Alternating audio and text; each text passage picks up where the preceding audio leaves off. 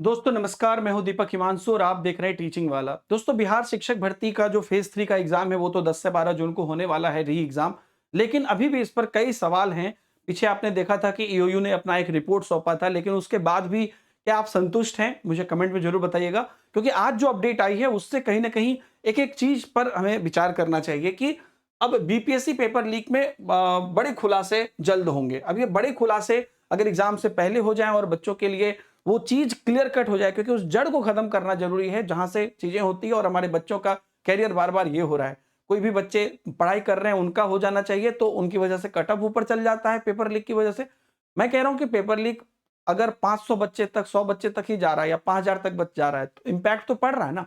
ज्यादा वायरल नहीं होता है तो लोगों को पता नहीं चलता है, लेकिन वो जड़ को खत्म करना है। तो देखिए क्या है कि आर्थिक अपराधिक इकाई ने बीपीएससी द्वारा आयोजित तीसरे चरण की शिक्षक भर्ती परीक्षा के प्रश्न पत्र लीक के सरगना का खुलासा किया। जो आपने देखा था कि डॉक्टर शिव समेत अन्य मुख्य आरोपित पहले से गिरफ्तार है, लेकिन प्रश्न पत्र लीक मामले में अभी भी कई खुलासे होने बाकी है। जो लास्ट वीडियो में मैंने भी कहा था, ईओयू की जांच में ऐसे कई खुलासे आने वाले दिनों में हो सकते हैं। अब तक की जांच में कुरियर कंपनी के कर्मियों की मिलीभगत के रास्ते में ही प्रश्न पत्र ढोने वाले वाहन को रोककर प्रश्न पत्र को स्कैन कर लीक करने की बात सामने आई है, जो लेटेस्ट बात है ना। दो नामचीन कुरियर कंपनी जेनित और डीटीडीसी के कर्मी भी इसमें पकड़े गए हैं, परंतु अब इस मामले में एक बड़ा खुलासा होना बाकी है।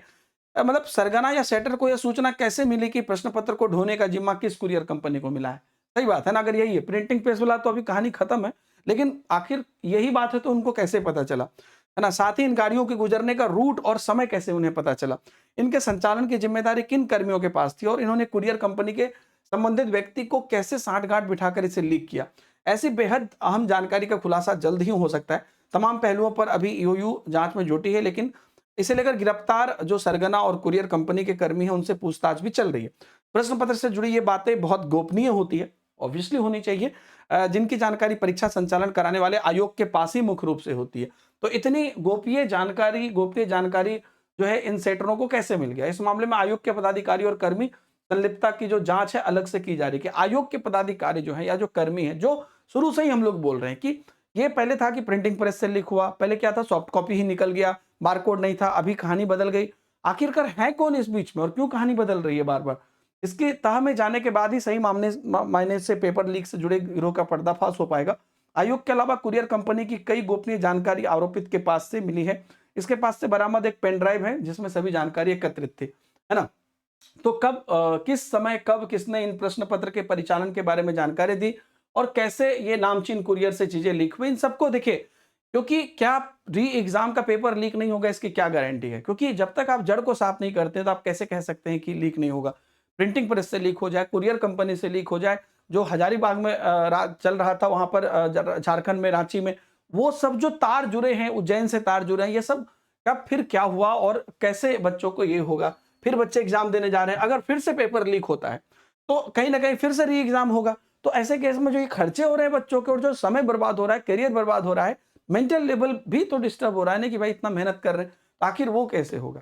तो इन चीजों पर जरूर एक जल्दी ये कार्रवाई हो और इस पर भी हो कि जो पहले वाला प्रिंटिंग प्रेस वाला मामला था वो कहाँ चला गया, उसकी कहानी क्यों बंद हो गई, क्यों अब कह रहा है कि वो नहीं है, अब ये रास्ते में कुरियर कंपनी से स्कैन कर लिया, वो गाड़ी में पेपर था। तो आखिर क्या है उसके पीछे की चीजें?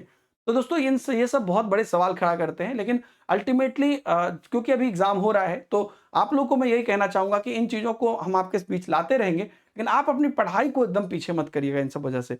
पढ़ाई आप अच्छे से करिए, मेहनत करिए। टीचिंग वाला यूट्यूब चैनल पर क्लासेस चल रही हैं, क्लासेस हम बढ़ा भी रहे हैं और ज्यादा।